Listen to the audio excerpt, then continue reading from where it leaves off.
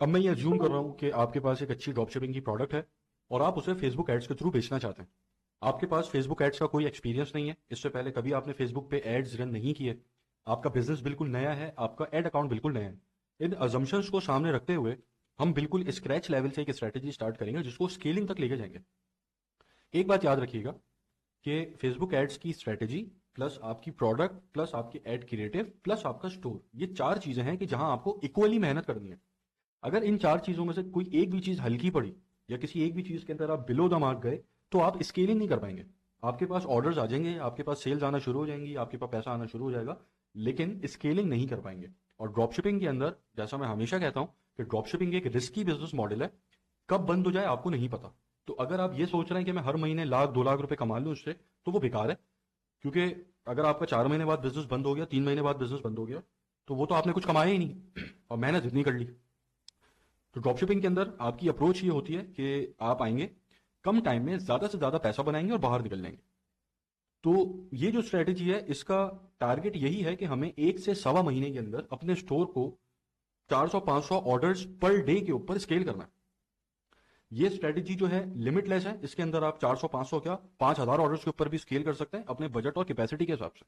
क्योंकि आपको cash flow management भी देखनी है, स्केलिंग के लिए आपको कैश फ्लो भी मैनेज करना होता है।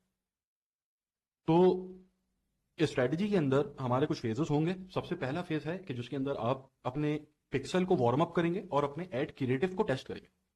एड क्रिएटिव किस तरह बनाने हैं, अभी मैं ज्यूम कर रहा हूं आपके पास 3 वीडियोस हैं, आपने 3 वीडियोस बना ली हैं अपनी प्रोडक्ट की। अब उन 3 वीडियोस को आप टेस्ट करेंगे कि ये वीडियोस आपके लिए बेहतर हैं या नहीं है। तो एड क्रिएटिव जो है वो मैंने डिजाइन करना अभी नहीं बताया, वो मैं अगले सेशन में बताऊंगा। उसकी वजह यह है कि स्टूडेंट्स बार बार मैसेजेस कर रहे थे कि हमजा भाई पहले आप स्ट्रेटेजी शुरू कर दें, उसके बाद फिर बाद में आप एड क्रिएटिव बता दीजिएगा। तो मैं पहले स्ट्रेटेजी कवर कर दूं, फिर एड क्रिएटिव में फौरन बाद इससे स्टार्ट कर दूंगा सेशंस कि आपको अपनी वीडियोस कैसे बनानी है। और उन सेशंस को मैं सेशन नंबर 2 के अंदर अपलोड करूंगा जो कि एड क्रिएटिव गाइड वाला सेक्शन था। तो उसको वहां आप लोग देखेंगे जब स्ट्रेटेजी कवर हो जाएगी। तो स्ट्रेटेजी के अंदर सबसे पहले आप क्रिएट के ऊपर क्लिक करें और यहां पर सेल्स को सेलेक्ट करके कंटिन्यू कर दें। यहां पर मैनुअल, कंटिन्यू। अब यहां आपके पास वही 3 लेवल्स आ गए, ये कैंपेन लेवल आ गया, एडसेट लेवल आ गया और एड लेवल आ गया। तो कैंपेन लेवल के ऊपर सबसे पहले आपको अपनी कैंपेन का नाम देना है। नाम जब आप दे रहे हो तो आपके नाम के अंदर 3 चीजें होनी चाहिए। एक चीज आपकी कैंपेन का बजट, पर डे का बजट। दूसरी चीज ये कैंपेन कौन सी प्रोडक्ट बेच रही है। तीसरी चीज कि इस कैंपेन का पर्पस क्या है। क्योंकि जब आप बहुत सारी कैंपेन्स चल रही होती हैं तो आपको अलग अलग सबका आप एड कॉलम में जाके बजट देखें और फिर जाके प्रोडक्ट्स उनकी देखें। तो ये 3 चीजें आपके ऊपर ही होनी चाहिए ताकि आपको देखते ही पता लग जाए कि ये जो कैंपेन है, पर्पस ये है, बजट ये है और प्रोडक्ट ये है। तो यहां मैं इसको नाम दे देता हूं, ये हमारा फेज 0 है। बजट होगा इसका PKR। अच्छा, अब यहां पर हम 3 एडसेट बनाएंगे और एक एडसेट को हम $5 का बजट देंगे। तो अगर एक एडसेट को मैं $5 का बजट देता हूं तो ये 3 एडसेट्स मिलके बन जाएंगे $15। $15 तकरीबन बनते हैं 4,275। तो उसको हम यहाँ पे राउंड ऑफ 4,500 बजट दे देते हैं। अब आपका एड अकाउंट अगर किसी और करेंसी में डॉलर में नहीं है तो आप डॉलर के हिसाब से उसको कन्वर्ट कर लें और फिर यहाँ पर बजट दे दें। तो यहाँ जो बजट मैंने लिखा हुआ है ये सिर्फ नेमिंग के अंदर लिखा हुआ है, बजट में इंडिविजुअली हर एडसेट को अलग अलग दूंगा जाके $5। तो यहाँ बजट देने के बाद अब मैं इस कैंपेन के ऊपर जिस प्रोडक्ट को मार्केट कर रहा हूँ उसका नाम दे दूंगा। जैसे कि मैं यहाँ पे चले ग्लोइंग लैम्प, मैंने नाम दे दिया प्रोडक्ट का। और फिर मैं इस कैंपेन का पर्पस बताऊंगा। यहाँ पे कैंपेन का पर्पस है warm up plus creative testing. इस तरीके से आप अपनी कैंपेन को नाम देंगे। फिर स्पेशल एड कैटेगरीज आप यहाँ कोई सेलेक्ट नहीं करेंगे।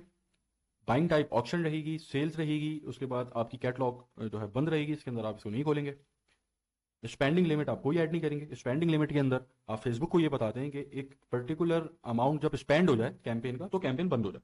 तो हमें कैंपेन बंद नहीं करनी, इसलिए हम यहाँ कोई अमाउंट नहीं डालेंगे। A/B टेस्टिंग आप ऑफ रखेंगे यहाँ पर, ये हम अलग से बाहर एड्स मैनेजर में जाके करेंगे।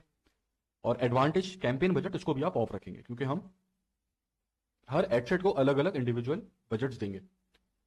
अब यहाँ पर एडसेट का नाम है, एडसेट का नाम आप अपनी टारगेटिंग की बेसिस पे देते हैं कि आप ब्रॉड ऑडियंस को टारगेट कर रहे हैं, आप एडवांटेज ऑडियंस पे काम कर रहे हैं, आप इंटरेस्ट बेस्ड टारगेटिंग कर रहे हैं, आप लोकलाइक ऑडियंस पे काम कर रहे हैं। तो ये एडसेट जिस ऑडियंस को टारगेट कर रहा है वो नाम यहाँ पर आ जाएगा। मैं यहाँ पे उसको नाम दे देता हूँ ब्रॉड का। ठीक है। उसके बाद कन्वर्जन लोकेशन के अंदर आप वेबसाइट सेलेक्ट कर लें। उसके बाद परफॉर्मेंस गोल है यहाँ पर मैक्सिमाइज नंबर ऑफ कन्वर्जन, हमें ज्यादा से ज्यादा परचेजेस चाहिए। उसके बाद आप यहाँ पिक्सल सेलेक्ट कर लेंगे। फिर यहाँ कन्वर्जन इवेंट है। कन्वर्जन इवेंट के अंदर परचेज के अलावा और कोई इवेंट इस्तेमाल नहीं करना। अक्सर स्टूडेंट्स को मैं देखता हूँ कि अगर उनका एड अकाउंट नया है और वो पिक्सल को वार्म अप कर रहे हैं तो वो एड टू कार्ट के ऊपर वार्म अप करना शुरू कर देंगे, या फिर लैंडिंग पेज व्यूज के ऊपर वार्म अप करना शुरू कर देंगे। तो आपने ऐसा कुछ भी नहीं करना। आपका जब पिक्सल नया हो, पुराना हो, ऑब्जेक्टिव आपका सेल होना चाहिए, कन्वर्जन इवेंट आपका परचेज होना चाहिए। क्योंकि इससे पहले भी मैंने बताया था कि ये सारा जो गेम चल रहा है वो सब डाटा का गेम है। आपको अपने पिक्सल को क्लीन डाटा देना है, परचेज वाला, एड टू कार्ट वाला डाटा नहीं देना। तो यहां पर इवेंट आप परचेज रखेंगे सर। उसके बाद कॉस्ट पर रिजल्ट गोल का एक ऑप्शन है, इसको आप खाली छोड़ देंगे, यहाँ आप कुछ ऐड नहीं करेंगे। यहाँ आप, ये मैं अलग से एक सेक्शन बनाऊंगा डायमंड स्ट्रेटेजीज के नाम से, वहां पर इसकी स्ट्रेटेजी भी मैं डालूंगा कि अगर आप कॉस्ट पर रिजल्ट गोल पे काम कर रहे हैं तो आप किस तरीके से मैक्सिमम बेनिफिट्स इससे ले सकते हैं। कॉस्ट पर रिजल्ट गोल आप उस वक्त यूज करते हैं कि जब आपको अपने ऑर्डर की एक एवरेज कॉस्ट पता चल जाती है कि आपके पास एवरेज ये एक परचेज इतने की पड़ रही है। फिर उसके बाद आप इसका इस्तेमाल कर सकते हैं, वरना आपके एड्स वर्क नहीं करेंगे। फिर एट्रीब्यूशन सेटिंग्स के अंदर आप 7 डे क्लिक और 1 डे व्यू ही रखेंगे, इसको आप चेंज नहीं करेंगे। और जहां अगर आप वीडियो ऐड चला रहे हैं तो आप यहाँ 1 डे कर देंगे एंगेज्ड व्यू के ऊपर, और यहाँ आप 7 डेज ही रखेंगे। अब ये जो डेज हैं इसके अंदर आप फेसबुक, अगर आप 7 डे के ऊपर काम कर रहे हैं तो तो इसका मतलब यह है कि आपका ऐड अगर कोई फेसबुक यूजर देखता है, उसके ऊपर क्लिक करता है, और क्लिक करने के बाद 7 दिनों के अंदर अंदर आपसे प्रोडक्ट को खरीद लेता है, तो फिर वो जो परचेज आपके पास है वो इस ऐड के साथ शो होगी। अगर वो 7 दिन के बाहर इसको खरीदता है तो वो परचेज इस एडसेट के साथ काउंट नहीं होगी। एक बात ये, दूसरी बात ये कि जब वो परचेज इस एडसेट के साथ काउंट होगी तो फिर आप फेसबुक की कोशिश ये होगी कि ऐसे लोगों को ढूंढे, ऐसे लोगों तक आपका ऐड लेके जाए कि जो आपके ऐड पे क्लिक करने के बाद 7 दिनों के अंदर अंदर ही आपसे परचेज कर लेता है। तो यहां पर आप 7 दिन ही रखेंगे, 1 डे सेलेक्ट नहीं करेंगे। एंगेज्ड व्यू आप 1 डे रखेंगे, और यहां पर जो व्यू है वो भी आप 1 डे रखेंगे। कि एक दिन के अंदर अगर किसी के पास आपके ऐड का इंप्रेशन हुआ है और उसने आपसे बाय कर लिया, तो वो फिर ऐसे लोगों को फेसबुक साथ फिर ढूंढ लिए कि जो आपका ऐड एक दिन में देख रहे हैं और एक दिन के अंदर ही आपसे बाय कर रहे हैं। उसके बाद इंप्रेशन के अंदर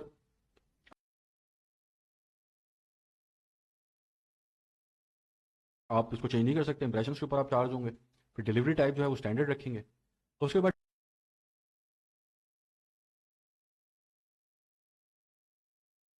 डायनेमिक क्रिएटिव है।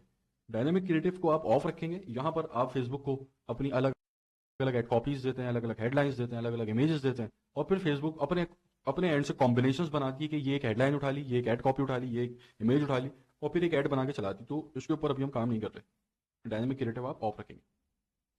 उसके बाद बजट है आपका। बजट के अंदर आप यहाँ पर $5 का बजट देंगे। ये $5 को मैं PKR में कन्वर्ट करके दे रहा हूँ। आपका जिस करेंसी के अंदर भी ऐड अकाउंट है उसको आप कन्वर्ट करेंगे $5 को, और फिर यहाँ पर बजट दे देंगे। स्केजुअल के अंदर स्टार्ट डेट आप जो है ये कोशिश करेंगे आपका ऐड रात में आप 8-9 बजे के करीब बनाएं। ठीक है, 12 से पहले ऐड बनाएं, 12 के बाद मत बनाएं। क्योंकि जब आप अपना एक ऐड बनाते हैं तो उसको एटलीस्ट 3 घंटा सेटल होने में लगता है। फिर जब वो सेटल होता है तो फिर 12 बज जाते हैं। अगर आप 8 बजे ऐड बना रहे हैं तो 8 से 12 के दरमियान वो सेटल होगा ऐड, और फिर वो 12 बजे क्या होता है कि डाटा रीसेट हो जाता है, नया दिन शुरू हो जाता है, डाटा रीसेट हो जाता है। तो ये एक बेस्ट प्रैक्टिस है कि आप अपना ऐड 12 से पहले पहले बनाएं। उसके बाद आपकी स्केजुअलिंग है बजट की, कि अगर आपको लगता है कि आपकी एक ऑडियंस है कि जो एक मखसूस टाइम के ऊपर बहुत ज्यादा एक्टिव होती है फेसबुक के ऊपर, तो आप उस टाइम के ऊपर अपना बजट इंक्रीज कर सकते हैं, जो कि रेकमेंडेड नहीं है। इस स्ट्रेटेजी के अंदर आप इस ऑप्शन का इस्तेमाल नहीं करेंगे। एड स्केजुअलिंग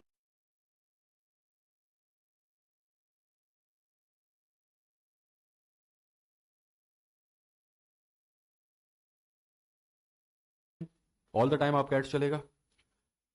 फिर ऑडियंस कंट्रोल है। ऑडियंस कंट्रोल के अंदर आप लोकेशन, जो भी कंट्री आप टारगेट कर रहे हैं वो आप यहाँ पे टारगेट करेंगे। चाहे आप यूएस में ऐड चला रहे हैं तो आप यूनाइटेड स्टेट्स को टारगेट करेंगे, यूके में चला रहे हैं यूके टारगेट करेंगे। तो यहाँ पर वार्म अप लेवल के ऊपर जो फेज 0 है, सिर्फ पूरे पूरे कंट्रीज को टारगेट कीजिएगा, सिटीज को टारगेट मत कीजिएगा। आगे के फेजेस के अंदर मैं आपको यूएस के कुछ सिटीज बताऊंगा जहां पे कन्वर्जन रेट बहुत अच्छा आता है, तो वहां फिर आप सिटीज को भी टारगेट कर सकते हैं। अभी यहाँ पूरे पूरे कंट्री टारगेट करना है आप, जिस भी कंट्री में आप अपनी प्रोडक्ट को मार्केट कर रहे हैं। एज आप मिनिमम यहाँ 18 ही रखें, इसको आप एडिट मत कीजिएगा।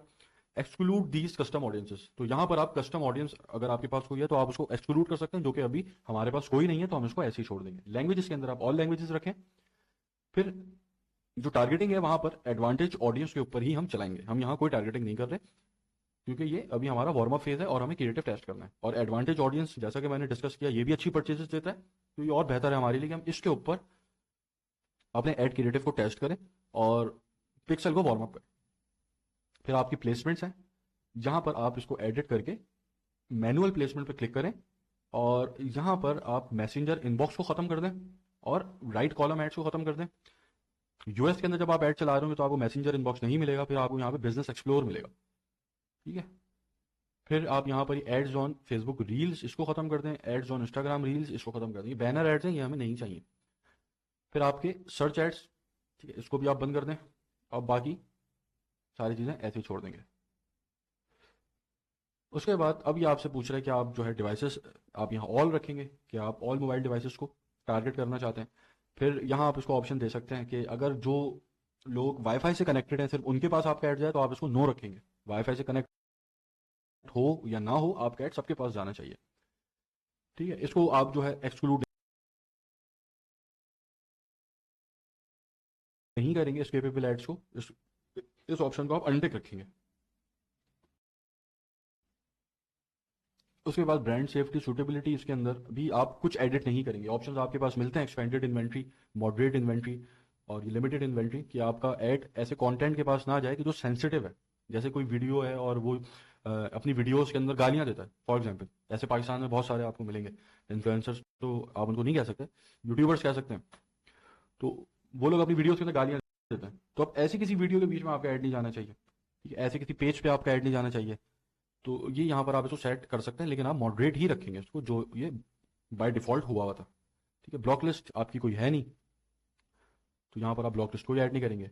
कंटेंट आपने कुछ भी एक्सक्लूड नहीं करना, कि जैसे आप यहाँ पर exclude all live videos from Facebook in stream video ads. तो इन स्ट्रीम वीडियो एड्स जो है आपके, वो आप लाइव वीडियोस के ऊपर हटा सकते हैं, कैंसिल कर सकते हैं। कि जैसे अगर कोई लाइव वीडियो देख रहा है, तो अगर वो लाइव देख रहा है किसी को, तो वो उसके साथ बहुत ज़्यादा इंगेज्ड है, तो वहाँ अगर आपका ऐड जाएगा तो वो यूजलेस है। लेकिन फिर भी आप इसको यहाँ पे अनटिक ही रखेंगे। तो ये आपका था एड सेट लेवल। ठीक है, अब आ जाए एड लेवल के ऊपर।